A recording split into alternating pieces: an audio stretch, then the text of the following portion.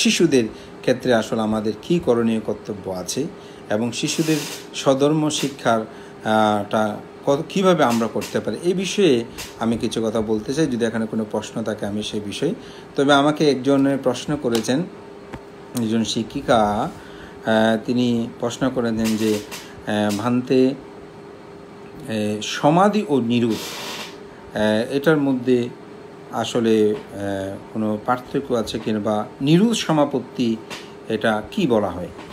আসলে বুদ্ধ ধর্ম দর্শনের মধ্যম নিকায়ের বহু বেদনীয় সূত্রে এই বিষয়টা আপনি আরও দেখবেন। আমি একটু বলছি যে মধ্যম নিকায়ের বহু বেদনীয় সূত্র, সেটার মধ্যে আপনি বিস্তারিত পাবেন। আমি একটু এখানে আলোচনা করছি যে এখানে সুখটাকে দুই ভাগে ভাগ করা হয়েছে।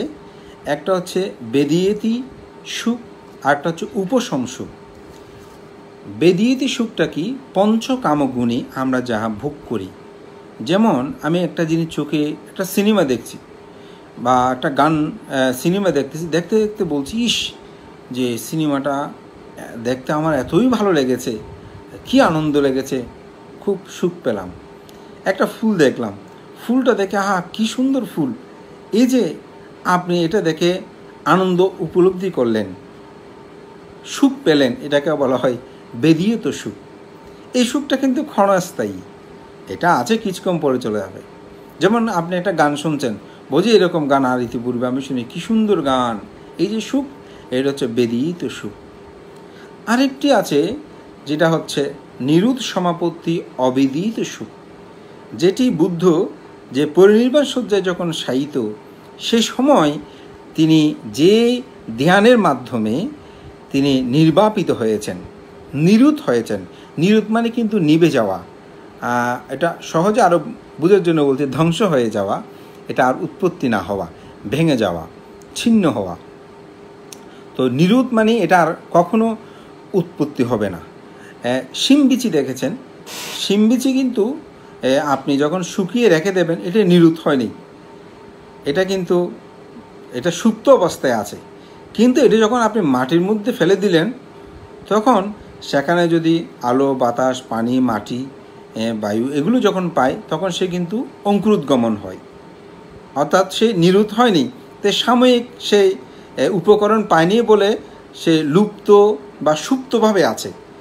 কিন্তু যখন আপনি সেই শিম বিচিটাকে একেবারে ভেজে ফেলবেন, অর্থাৎ আগুনের তাপ দেবেন, সেখানে ফুটিয়ে যাবে, বা সেখানে যদি আপনি খাওয়ার উপকরণের জন্য বলছি, সেখানে যদি নুন পানি দিয়ে একটু ফুটিয়ে রাখেন, তাহলে সেটা আপনি মাটির মধ্যে রাখলেও সে কিন্তু পুনর্বার আর জাগ্রত হবে না, তো পুনর্বার আবার উৎপন্ন হবে না। এই নিরুত মানে কিন্তু সেটা, অর্থাৎ সেটা আর পুনর্বার উৎপন্ন হবে না। যেটা পুনর্বার উৎপন্ন হবে না সেটা হচ্ছে নিরুত সমাপত্তি ধ্যান, যেটাকে বলছে, যেখানে যেই এটা একটা সুখ, এটা হচ্ছে যে অবেদিত সুখ, অর্থাৎ নিরুত সমাপত্তি অবেদিত সুখ, যে সুখটার মধ্যে আর কোনো দুঃখ নাই, এবং সেটা এমনভাবে নিরুত হয়ে যাবে সেটার মধ্যে আর পুনর্বার আসবে না। এটা হচ্ছে আসলে মূলত নিরুত সমাপত্তি ধ্যান। আর আপনি যেটা বলেছেন যে সমাধি এবং নিরুত, এটার পার্থক্যটা আপনি আশা করি বুঝতে পেরেছেন। যে সমাধিটা প্রথম ধ্যান, দ্বিতীয় ধ্যান, তৃতীয় ধ্যান, চতুর্থ ধ্যান এবং পঞ্চম ধ্যান, এগুলো হচ্ছে কিন্তু সমাধির অন্তর্গত। এগুলো চিত্ত যখন সমাধিস্থ হয়, তখন কিন্তু সাধক তিনি প্রথম, দ্বিতীয়, তৃতীয়, চতুর্থ ধ্যানগুলোতে চাই। এবং এগুলো এক একটি, যেমন প্রথম ধ্যানে যে বিতর্ক, বিচার, প্রীতি, সুখ, একাগ্রতা সহিত চিত্ত, এটা আবার যে আপনি যদি অন্য প্রকার চিত্তে যান অভিধর্মে, সে বিষয়গুলো সেখানে আলোচিত হবে। তো যার কারণে সমাধি এবং নিরুত সমাপত্তির মধ্যে একটু পার্থক্য বিদ্যমান আছে, যার কারণে আমি বলবো এটা রূপবচর কুশল চিত্তে যখন আপনি এগুলোকে ব্যাখ্যা করবেন, তখন সেখানে সহজেই এটা অনুমেয় হবে। এটাও কিন্তু একটা কুশল চিত্ত, এবং এটা কিন্তু মার্গজ্ঞান না, এটা একটা স্টেট, এটা একটা সমাধি। চিত্ত সমাধিস্থলে তিনি প্রকৃত সত্যটাকে দর্শন করেন, এবং এটা দর্শন করতে গিয়ে ভবঙ্গ জ্ঞান অনুক্রমে যতক্ষণ তিনি শ্রোতাপত্তি লাভই হতে পারেননি, ততক্ষণ পর্যন্ত সময় কিন্তু তার জীবনের পূর্ণতা সাধন হবে না।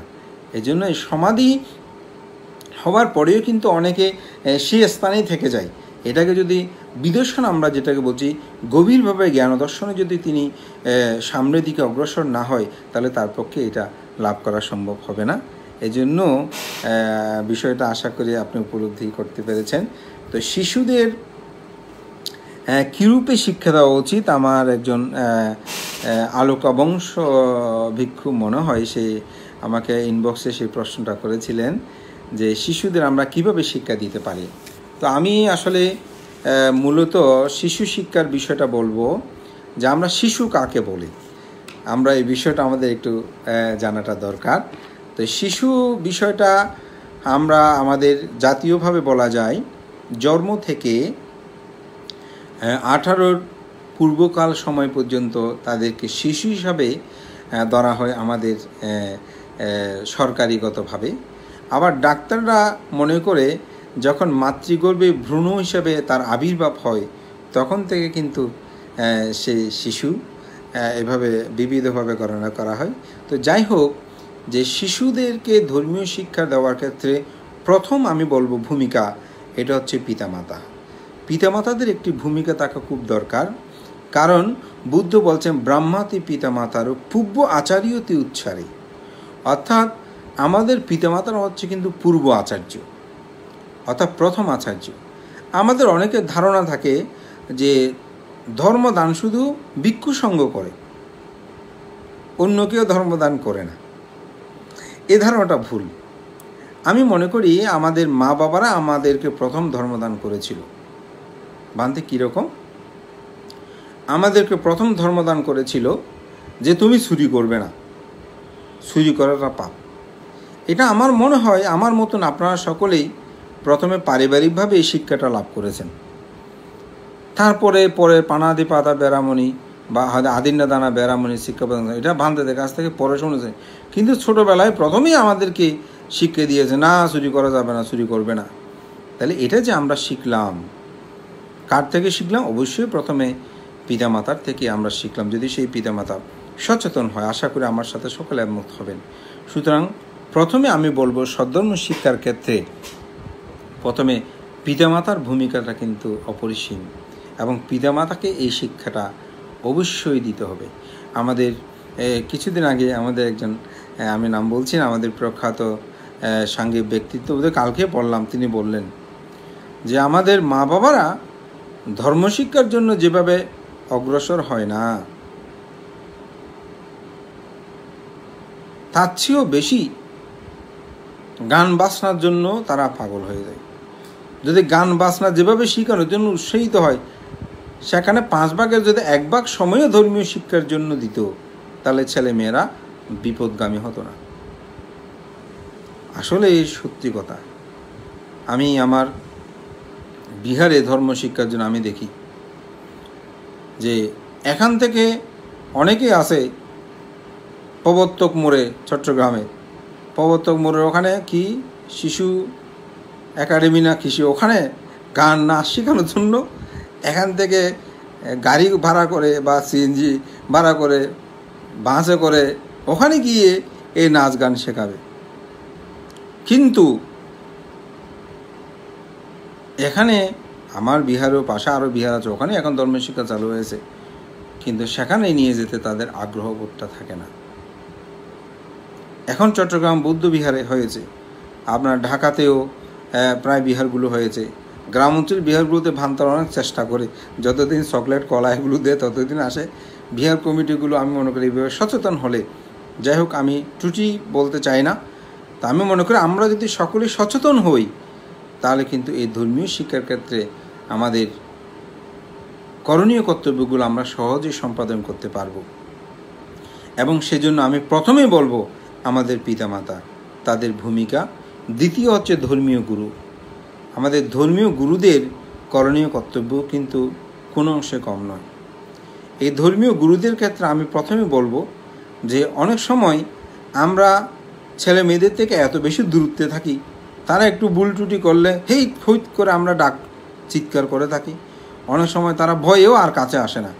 স্বাভাবিক ভিক্ষু সংঘদের পরিবেশনে এসে করতে গেলে একটু বিনয় যেহেতু সেখানে রয়েছে, স্বাভাবিকভাবে সেখানে ভুল ত্রুটি হয়।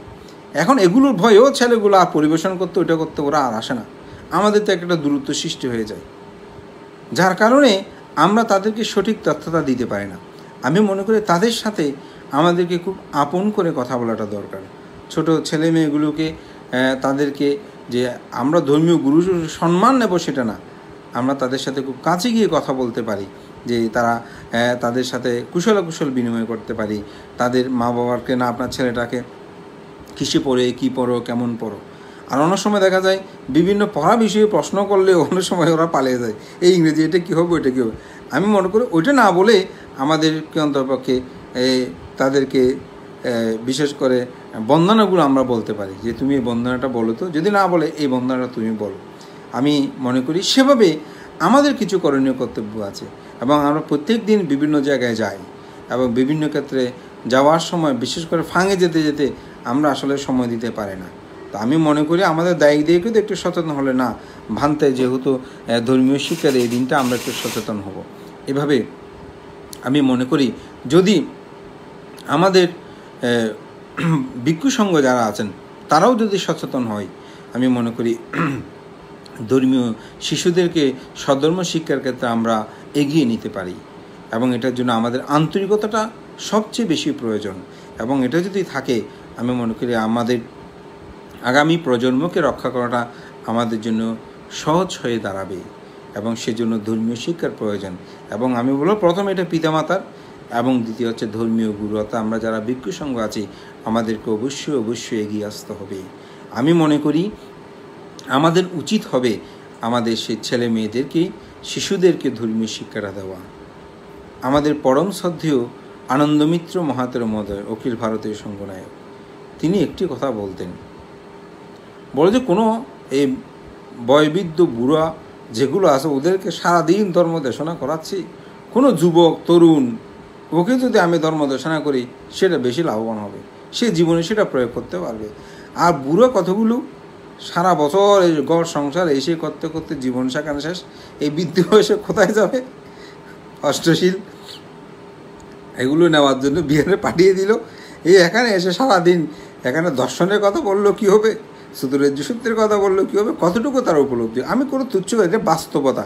কারণ যার শরীর বেদনায় জর্জরিত তাকে আমি এই এত ধর্ম কথা উদাহরণ দিয়ে বুঝালেও সে কি বুঝবে? সেখানে সেই ভালো বললো যে কথা, দর্শন বলল যে কথা, সেটা সেই বিচার করার, সেটা নিয়ে উপলব্ধি করার, সেটা তার নিজের জীবনে প্রয়োগ করা আসলে কি সহজে সম্ভব হবে? আমার মনে হয় না। আমি অনেক সময় ধর্মদর্শন সিদ্ধান্ত অনেক উপাসক উপাসিকাকে বলতে শুনেছি, ভান্তে আসলে জীবনে যদি অনেক আগে আপনার দর্শনাগুলো শুনতাম তাহলে আমাদের জীবনে অনেক উপকার হতো। তো আমি সেই জন্য বলবো যে আমাদের শিশুকাল থেকে তাদেরকে ধর্ম শিক্ষাটা দেওয়া, তখন সে আর ভুল পথে যাবে না, তার নিজের জীবনটাকে সে রক্ষা করবে এবং আমি মনে করি সে বিপদগামী হবে না। তাই আমরা যারা ভিক্ষু সংঘ আছি আমি বলবো আমাদের সবার উচিত যে ধর্মীয় শিক্ষার ক্ষেত্রে এটা অনন্য ভূমিকা প্রতিপালন করা। এবং সাথে আমি তৃতীয়তে যে কথাটা বলতে চাই, এই শিশুদের শিক্ষার ক্ষেত্রে আমাদের যে সংগঠনগুলো আছে, প্রথমে বলবো বিহার কমিটি যেমন সামাজিক কিছু বিশৃঙ্খলা দেখলে আপনারা সকলে সম্মিলিত হয়ে সেটা প্রতিকারের জন্য ব্যবস্থা গ্রহণ করেন। ঠিক অনুরূপভাবে আমি মনে করি আপনাদেরও করণীয় কর্তব্য হবে যে প্রতিটি বাড়িতে যে ছেলে মেয়েগুলো আছে তাদেরকে অমুক দিন নির্দিষ্ট সময় অবশ্যই তাকে বিহারে যেতে হবে। যদি সে না যায় তাহলে সামাজিকভাবে আমরা তার সাথে কথা বলবো, সামাজিকভাবে এটা নিয়ে আমরা ব্যবস্থা করব। তখন দেখা যাবে সামাজিকতার কারণেই তাদের ছেলে মেয়েদেরকে সেখানে অবশ্যই ধর্মীয় শিক্ষার জন্য পাঠাবে। এবং কমিটির যিনি ধর্মীয় সম্পাদক এই বিষয়ে তিনি তদারক করবেন। ধর্মীয় সম্পাদকের কাজ কি? শুধু কি পঞ্চশীল প্রার্থনার জন্য মাইক নেওয়া? ওনারও তো কিছু করণীয় কর্তব্য আছে। আমাদের বলবো আমি ক্ষেত্রে যে যিনি ধর্মীয় সম্পাদক হবে উনি চায় যে আমি ধর্মীয় সম্পাদক, আমি পঞ্চশীল প্রার্থনা, কিন্তু আপনার যেটা করণীয় কর্তব্য সেই ক্ষেত্রে আপনি ধর্মের জন্য আসলে কি করছেন, এটা কি শুধু ভিক্ষু সংঘের দায়িত্ব না, অবশ্যই কমিটিগুলো সে দায়িত্বটা থাকতে হবে। শুধু বিহার নির্মাণ করলে হবে না। আমি মনে করি এই বিহারগুলো কে রক্ষা করবে? এই বিহারগুলো কে রক্ষা করবে? এই কিছুদিন আগে একজন উপাসক, আমি নাম বলছি না, উনি বলেছেন এগুলো রক্ষা করবে কে? রক্ষার জন্য তো আমাদেরকে সেই প্রজন্মটাকে সৃষ্টি করতে হবে। এই প্রজন্মটাকে সৃষ্টি করতে হলে তো আমাদের সবাইকে এগিয়ে যেতে হবে। অনেক সময় আমি মনে করি সেই বিষয়গুলো আমরা চিন্তা করছি না, আমাদের প্রজন্ম কোথায় আছে। আমরা শুধু দৌড়ছি এদিকে সেদিকে, ওখানে দৌড়াদৌড়ি করতেছি, ছেলে মেয়ে থেকে একদিন অমুককে দেখ, সেটা দিয়ে কি আপনি রক্ষা পাবে? আমি সেদিনের আলোচনায় বলেছি যে সকাল সন্ধ্যা তাদেরকে অবশ্যই বন্দনা করাতে হবে। সপ্তাহে একদিন হলেও আমি মনে করি বিহারে নেওয়া দরকার। এবং যে ভিক্ষু, আমি বলবো ভিক্ষুরা অন্তপক্ষে বন্দনা করুক, আসা যাওয়া করুক, বহু কিছু শিক্ষা না দেখ, অসুবিধা নাই, কিন্তু তাতে আমি মনে করি আমাদের প্রজন্মটাকে যদি আমরা রক্ষা করতে চাই অবশ্যই, এবং কমিটি যদি এই বিষয়ে সচেতন হয়, কমিটি যদি উদ্যোগ নেয়, আমি মনে করি এটা সম্ভব। এজন্য আর সভা সমিতিগুলোতে আমরা সাধারণত 80 বছর 80 বছর 50 বছর বৃদ্ধ হলে তাকে পঞ্চায়েত প্রার্থনা করাতে দিই। কেন আমরা শিশুদেরকে এই বিষয়ে এগিয়ে আনতে পারি না? শিশুদেরকে আমরা পঞ্চায়েত প্রার্থনা, অষ্টমী প্রার্থনার জন্য বিভিন্ন সভা সমিতি দিতে পারি না, তখন তারা স্বাভাবিকভাবে সেখানে এগিয়ে আসবে। আমি মনে করি তাদেরকে অগ্রাধিকার দেওয়া উচিত। একটি কথা আছে, প্রবীণের হাত ধরে নবীনের আগমন, এই কথাটা মনে রাখবেন। নেতৃত্বের ক্ষেত্রে, সর্বক্ষেত্রে আমি মনে করি এটা অবশ্যই প্রয়োজন। এই প্রয়োজনীয়তার জন্য আপনি যদি প্রবীণদের সাথে আপনি নবীনরা কাজ না করে, তাহলে কিন্তু শিক্ষা কোনোদিন লাভ করতে পারবে না। এবং আমি মনে করি সেজন্য আমাদের প্রজন্মটাকে রক্ষা করতে আমাদের সামনে এগিয়ে যেতে হবে। এবং সেজন্য সভা সমিতিগুলোতে আমি মনে করি আমাদের প্রজন্মদেরকে সুযোগ করে দিতে হবে, এবং বিশেষ করে বিহার কমিটি তাদেরকে এ বিষয়ে উদ্যোগ নিতে হবে। এবং এটা সবচেয়ে বেশি জরুরি। অন্ততপক্ষে আমি মনে করি প্রতি সপ্তাহে যারা আসবেন তাদের জন্য টিফিনের আমরা একটা ব্যবস্থা করতে পারি। যেমন আমার বিহারে এটা আমার কিন্তু ব্যবস্থাপনা আছে, যদি এটা কমিটি আমি নিজে ব্যক্তিগতভাবে এটা আমি বহন করি, আমার একটি সংগঠন আমার ব্যক্তিগত মাধ্যমে, আমি মনে করি আমরা তাদেরকে সেটা দিই। এবং সেটা দেখা গেছে আমার ওখানে এখন প্রায় 220-30 জন ছাত্রছাত্রী উপস্থিত হয়। হ্যাঁ, তারা বলে যে না ওখানে যাবো, ভানতে আমাদের কিছু একটা দেবেন। এইভাবে কেউ আসেন, আর কেউ মা বাবার সচেতনতায় আসেন, আর কেউ হয়তো তার ইচ্ছাগত অন্যরা আসছে সেই জন্য আসেন। আমরা এভাবে উদ্যোগটা নিতে পারি, তাদেরকে সেভাবে আমাদেরকে রক্ষা করতে হবে। আমরা যত বড় বড় সভা সমিতি, একক ধর্মদেশনা, যত বিশাল কিছু আয়োজন করি না কেন, আমি বলবো আমাদের প্রজন্মটাকে রক্ষা করা যাবে না। এই প্রজন্মকে রক্ষা করতে হলে এই বিষয়ে আমাদের সচেতন হতে হবে। আমাদের অনেক তরুণ ভিক্ষু সংঘরা তারা আসলে চেষ্টা করে, কাজ করে, কিন্তু দেখা যায় পরে কারো সহযোগিতা পায় না, একা নিরাশ হয়ে যায়। আমি সেই জন্য বলবো আমাদের সভা সমিতি গুলোতে এই বিষয়ে আলোচনা করতে হবে, উদ্বুদ্ধকরণ করতে হবে, এবং বক্তৃতার মধ্যে অবশ্যই সর্বশেষ এই বিষয়ে যেন কোনো নির্দেশনা থাকে, তবে আমি মনে করি আমাদের প্রজন্মটাকে রক্ষা করা সম্ভব হবে। এবং সাথে সাথে আমি মনে করি অন্ততপক্ষে 2 বার হলে প্রতিযোগিতা আয়োজন করতে হবে। সেখানে আমরা গান বাজনার এইসব আয়োজন, এগুলো জাতীয়ভাবে বিভিন্ন সম্প্রদায় বিভিন্নভাবে তারা কিন্তু করছে, কিন্তু আমি মনে করি আমাদের এই জাতিসত্তাকে রক্ষা করতে হলে আমাদেরকে অবশ্যই আমি মনে করি যে আমাদের একটি করণীয় কর্তব্য, সেটা হচ্ছে ক্ষেত্র বিশেষে তাদেরকে নিয়ে আমি শিশু ধর্মীয় প্রতিযোগিতা, যেমন সূত্রপাঠ, তারপর গাথা, আবৃত্তি, পালি, ইতি উচ্চারণ, বাংলা উচ্চারণ, এগুলো নিয়ে আমি মনে করি আমরা যদি তাদেরকে উদ্বুদ্ধ করি, তাহলে আমাদের জাতিসত্তাকে রক্ষা করাটা সহজ হবে। এবং শিশুদের ধর্মীয় শিক্ষার ক্ষেত্রে এই বিষয়গুলো আমি মনে করি গুরুত্ব দেওয়াটা আমাদের সকলের অবশ্যই করণীয় কর্তব্য। তো যাই হোক, আমি আর আমার কথা দীর্ঘায়িত করছি না। আপনারা যারা অনেকক্ষণ ধরে শুনছেন, আপনাদের প্রতি আমি কৃতজ্ঞতা জানাচ্ছি। এবং আজকের এই বৈশাখী পূর্ণিমা তথা বুদ্ধ পূর্ণিমায় আগামীকাল, তো আমি আগামীকাল আমাদের অনেকগুলো প্রোগ্রাম আছে, আমি সেজন্য চিন্তা করেছি না আজকে আমি এই বিষয়টা নিয়ে আলোচনা করব। তো আজকের বৈশাখী পূর্ণিমা সম্পর্কে একটি প্রশ্ন ছিল আলোকা বংশের, যে বুদ্ধত্ব লাভ করেছেন, তিনি জন্মগ্রহণ করতেন, সব কিছু কিন্তু বনে বনেই হয়েছে। আসলে এটার বিষয়টা কি? এই বিষয়ে ত্রিপিটকীয় যুক্তিগত কোনো বিষয় আমার চোখে পড়েনি, তবে আমি এটা মনে করি যে আসলে প্রকৃতির মাঝেই তো সত্যটাকে খুঁজে পাওয়া যায়।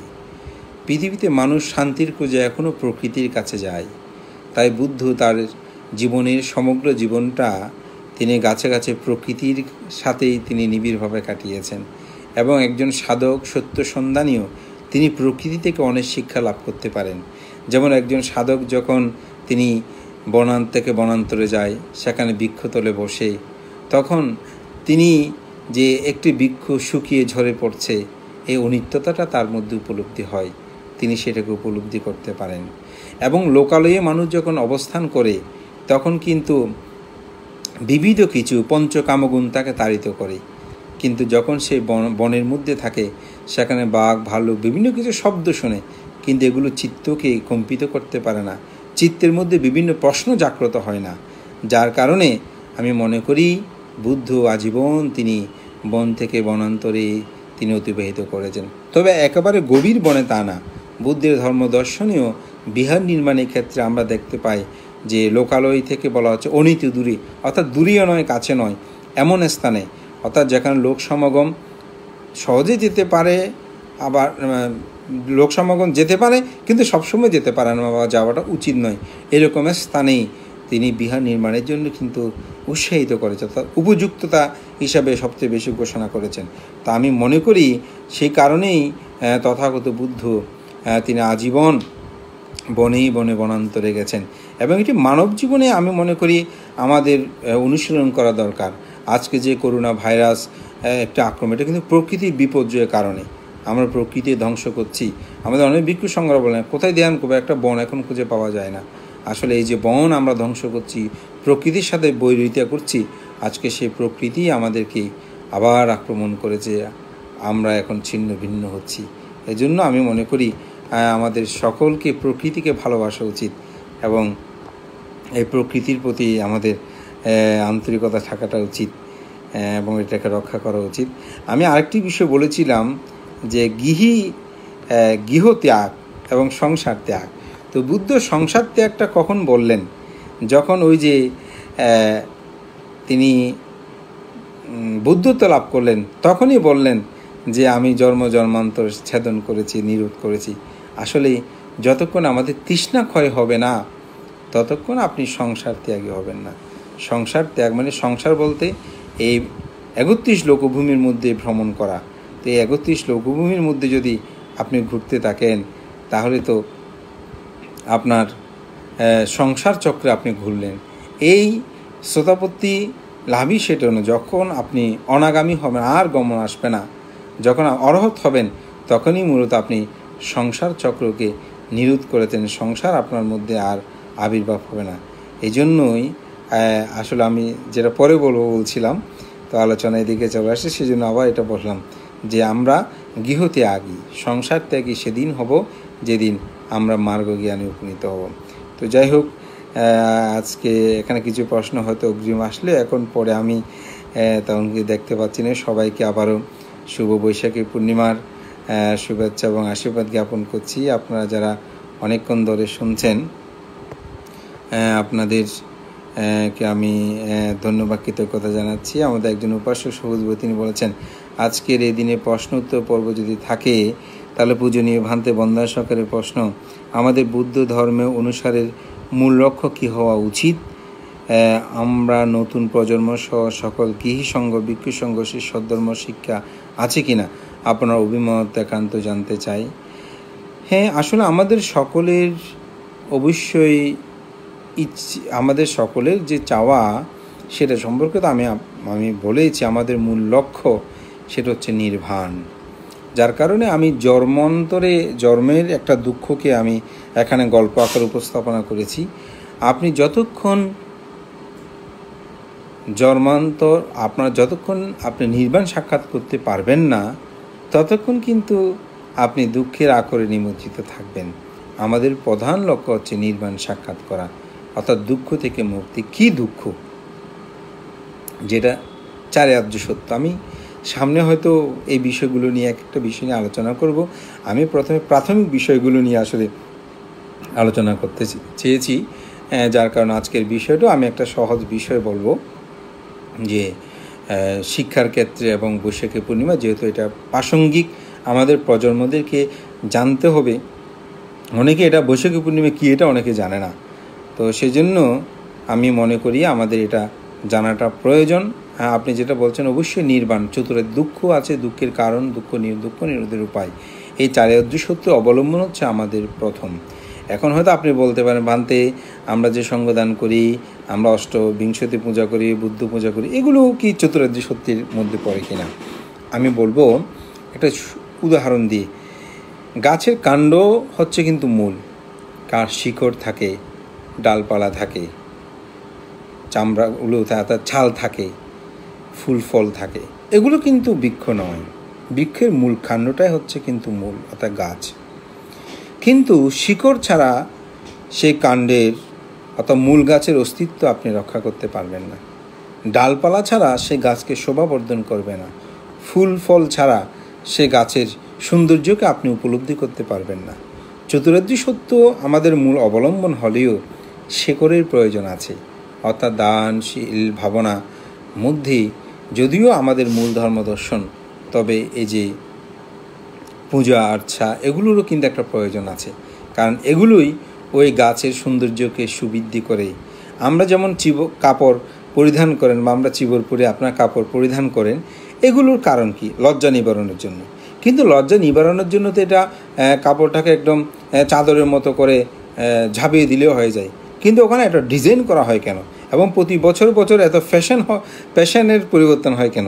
অর্থাৎ শুধু লজ্জা নিবারণের জন্য নয়, এটা সৌন্দর্য বৃদ্ধির জন্য কিন্তু আমরা অনেক সময় পড়ে থাকি। তো যার কারণে আমি বলবো যে আমাদের ধর্ম, আমাদের মূল লক্ষ্য নির্বাণ, তবে সাথে আমাদের কিছু করণীয় কর্তব্য সে সৌন্দর্যকে বদ্ধ করার জন্য করতে হয়। তবে সেটা যেন মিথ্যা দৃষ্টির আবরণে না হয়, সেটা যেন সম্মুখ দৃষ্টির আবরণে হয়।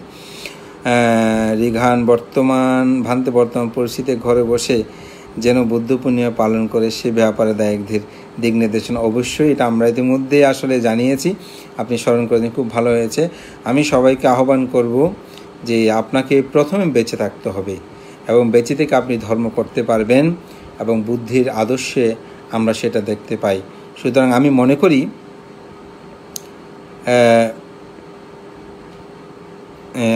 করি যে আমরা ঘরে বসেই সেখানে অষ্টশীল পঞ্চশীল গ্রহণ করতে পারি, এবং সেখানে আমরা বুদ্ধ পূজা করতে পারি।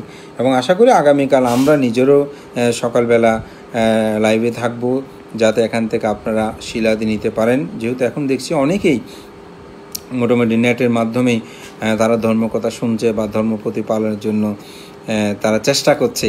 তা আমি মনে করি, বা গ্রামে থাকলে সেখানে আপনাদের ভান থেকে বললে মাইকটা দিয়ে যেন পঞ্চশীল বা অষ্টশীল বুদ্ধ পূজা করে, তাহলে সেগুলো আপনারা শুনে সেখান থেকে বাড়িতে বসে, তাতে আপনি নিজেও নিরাপদ, অপরকেও নিরাপত্তা প্রদান করবেন। এবং এটা আমাদের সকলের আমি মনে করি করণীয় কর্তব্য। তো আজকে আমি সবাইকে আহ্বান করব আগামীকাল যেন আমরা ঘরে থেকে আমাদের আমাদের ধর্মরত্ন বন্দনা মনে ইয়ারফোন ব্যবহার করলে শব্দ পরিষ্কার হয়। ঠিক আছে, আমি আগামী থেকে সেটা করব। এখন তো প্রায় শেষের দিকে, তো আমি এটা দ্বিতীয়বার আসলাম, যার কারণে আসলে আমি এই বিষয়ে বেশি সচেতন নয়, অর্থাৎ এই বিষয়ে আমি তেমন বেশি জানি না। তো যার কারণে আগামীতে যদি আমি আসি, তাহলে আমি ওই ধরনের ইয়ারফোন ব্যবহার করব, যাতে আপনারা সহজেই শুনতে পারেন। তো এখানে অনেক লেখা আসলে আছে, আগামীতে বুদ্ধ পূর্ণিমাতে আপনার দেশনা প্রার্থনা করছি।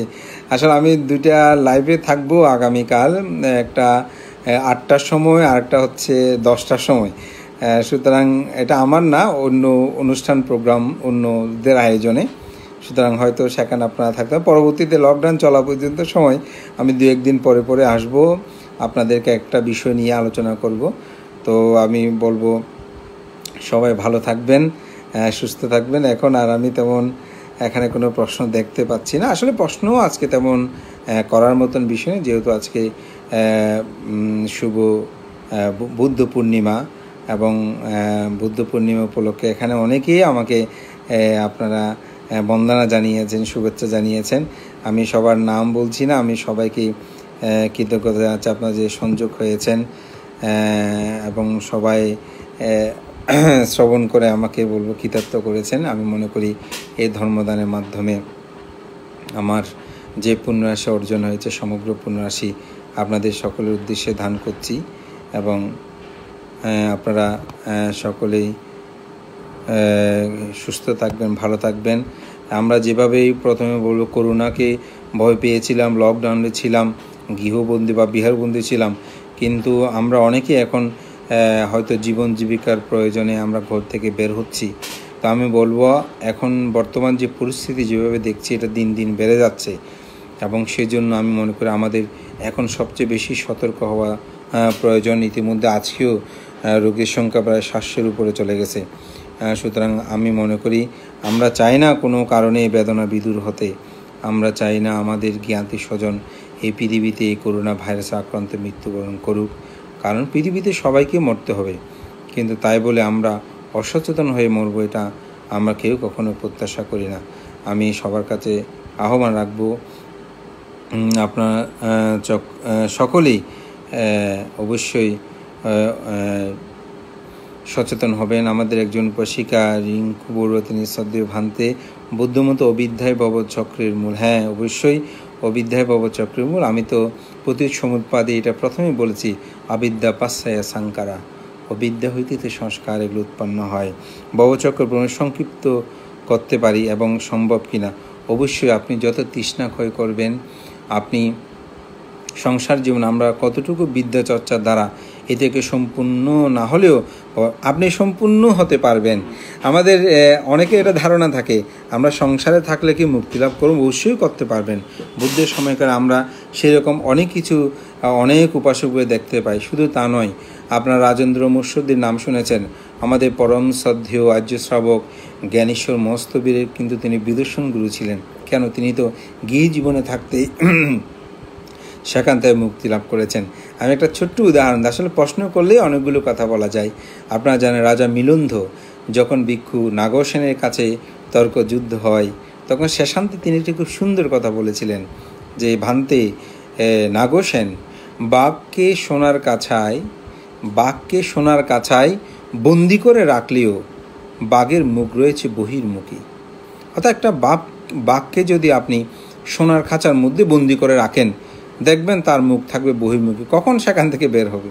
বলে আমি ওই বিভব সম্পত্তির মধ্যে থাকলেও আমার মুখ রয়েছে বহির্মুখী, আমি কখন মুক্তি লাভ করব? সুতরাং একজন গৃহী জীবনে যদি তিনি থাকেন, তার মুখটা যদি বহির্মুখী থাকে, তাহলে আমি মনে করি তিনি দুঃখ থেকে মুক্তি লাভের জন্য তার কর্মকাণ্ড বা ধর্মচর্চা তিনি অবশ্যই করতে পারেন। এটা আমি একটা উদাহরণ দিয়ে বলি যে, পঙ্কজে রহিব পঙ্কজে থাকিব পঙ্কজ না লাগিবে গায়ে। পদ্মফুল দেখেন, সে কাদাতে থাকে, সে পুকুরে থাকে, পানির মধ্যে তার জন্ম। যতই পানি হোক সে কিন্তু ডুবে যায় না, বাঁচতে থাকে। আপনার ব্যাঙ মাছ দেখেছেন, কাদাতে থাকে, কাদাতে বাস করে, কিন্তু তার গায়ে কাদা লাগে না।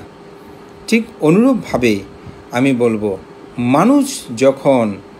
একজন মানুষ যখন তিনি তার জীবন দর্শনে এগুলোকে উপলব্ধি করেন, সংসার বহু কিছু থাকলেও তিনি যদি তার ধর্মময় জীবন যাপন করেন, যথাযথভাবে তিনি যদি তার জীবনকে অতিবাহিত করেন, আমি বলব পঞ্চশীল এবং অষ্টমী অমাবস্যা পূর্ণিমা তিথিগুলোতে 4টি যে উপোসশীল, এগুলো প্রতিপালন করে সৎভাবে জীবনযাপন করে অবশ্যই তিনি অবিদ্যাকে ধ্বংস করতে পারবেন এবং সেই পথে তিনি ধাপমান হবেন।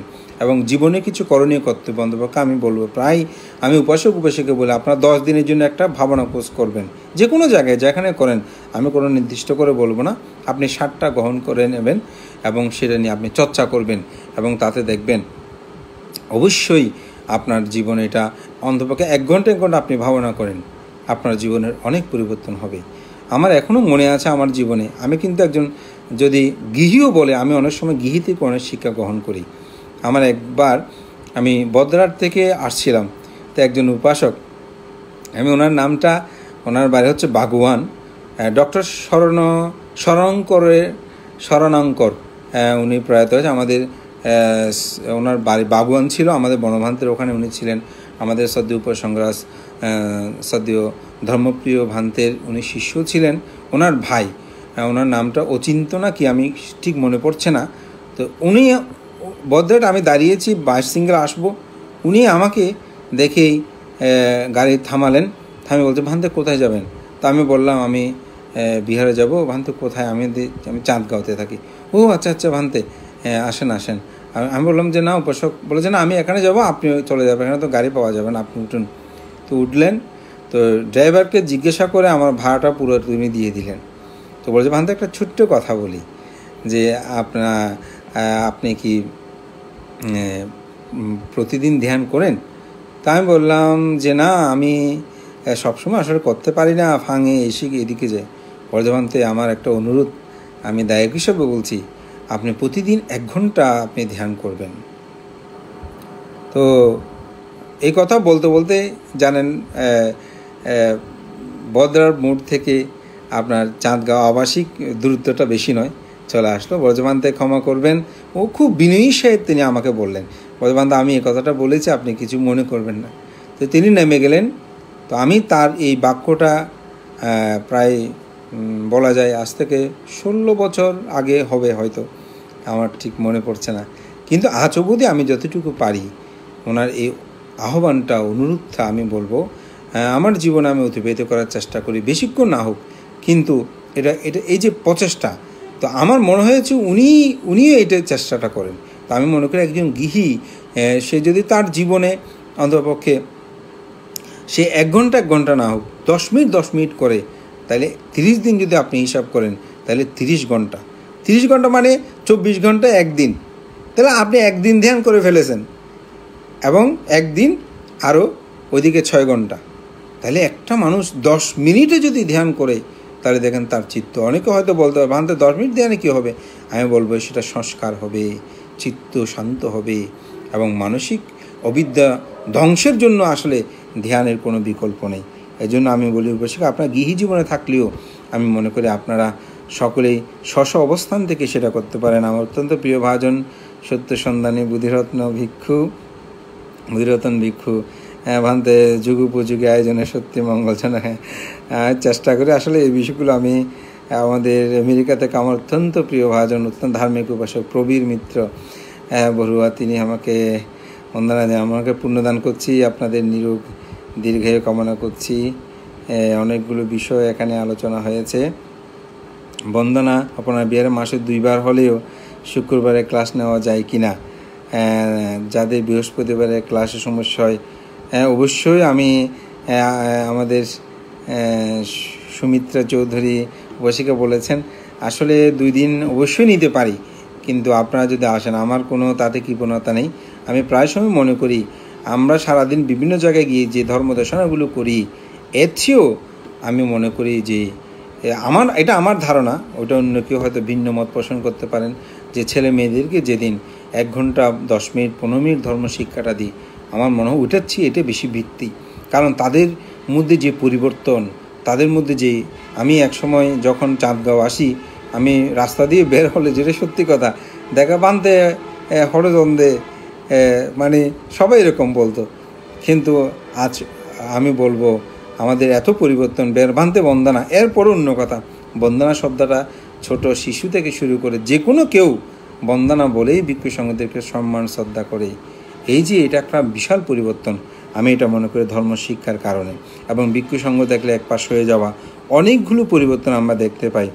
অলোক মুর্শিদি ভান্তে লকডাউনে যতদিন ততদিন আপনাকে বন্ধুদের প্রার্থনা করছি, আপনি 1 ঘন্টা ধর্ম দেশনা করেন। হ্যাঁ, অবশ্যই আমি চেষ্টা করব। আসলে লকডাউন চলাবো আপনাদেরকে বিভিন্ন বিষয় নিয়ে আলোচনা করতে। যাই হোক, আমি সবারগুলো পড়তে শেষ আনতে যাচ্ছিলাম। ধর্মশ্রবণ পরিস্থিতি, ধর্মশ্রবণ দুর্লভ। হ্যাঁ, অবশ্যই দুর্লভ। পৃথিবীতে ধর্ম কথা বলাটাও আমি মনে করি দুর্লভ, এবং শ্রবণ করাটাও দুর্লভ। আমি কিন্তু ধর্মদেশনা শুনি, আমি এখনও ধর্মদেশনা শুনি, এবং যেদিন আমি বই পড়ি সেদিনে মনে হয় যে আজকে কিছু একটা করেছি।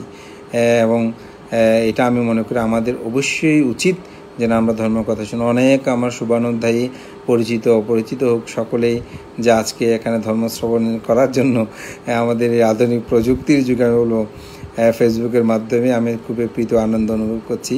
আপনাদের সকলকে পুণ্যদান করছি। আমি তরুণ প্রজন্ম যারা আছেন এবং শিশু কিশোর যারা আছেন তাদেরকে বলবো যে আপনারা ধর্ম শিক্ষা উদ্বুদ্ধ হবেন, সকাল সন্ধ্যা বন্দনা করবেন। বিশেষ করে আমাদের মা বাবা এবং পিতামাতা এবং যারা সমাজের দায়িত্বশীল এবং সাথে আমাদের তরুণ কিছু সংগঠন, তারা মানব সেবায় খুব বেশি অগ্রসর হচ্ছেন এবং বিভিন্ন ক্ষেত্রে এই যে করোনার সময়কালীন সময়ে তারা বিভিন্ন সামগ্রিক ভিক্ষুসংঘ এবং সাথে সাথে দায়ীদেরকে তারা প্রদান করছেন। তাদের উদ্যোগকে আমি সাধুবাদ জানাই। আজকে মাধ্যমে তাদেরকে আমি পুণ্যদান করছি এবং তাদের সেই উদ্যোগকে স্বাগত জানাই। এবং আমাদের প্রজন্মকে রক্ষা করার জন্য আমি মনে করি ধর্মীয় শিক্ষার কোনো বিকল্প নেই।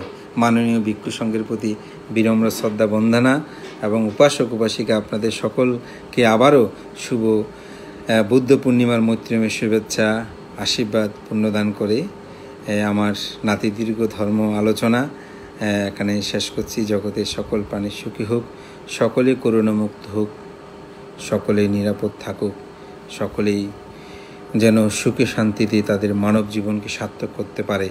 এবং আগামীকাল সকলেই স্ব বাড়িতে অবস্থান করে, বাসায় অবস্থান করে আপনারা ধর্ম প্রতিপালন করবেন, ধর্মীয় আচারগুলো সুসম্পন্ন করবেন। এবং আমি বলবো সূত্র পড়বেন, সাথে বাংলাটাও একটু করে পড়ে নেবেন। আর প্রায় বইয়ের মধ্যে বুদ্ধের জীবনীটা আছে। আমি এখানে ছিটিপোটা বলেছি, আপনি যখন পড়বেন সেটা আপনাকে আরও সমৃদ্ধ করবে। একটি কথা আছে, বক্তৃতা হচ্ছে অল্প জ্ঞাপন, পঠন পাঠন হচ্ছে বিস্তারিত জ্ঞাপন। অর্থাৎ বক্তৃতা করলে অল্প শুনবেন, কিন্তু আপনি যখন পড়বেন তখন সেটা গভীরভাবে আপনি উপলব্ধি করে পড়তে পারবেন। সবাইকে সেই আহ্বান জানিয়ে আমার কথা শেষ করছি। জগতে সকল প্রাণী সুখী হোক।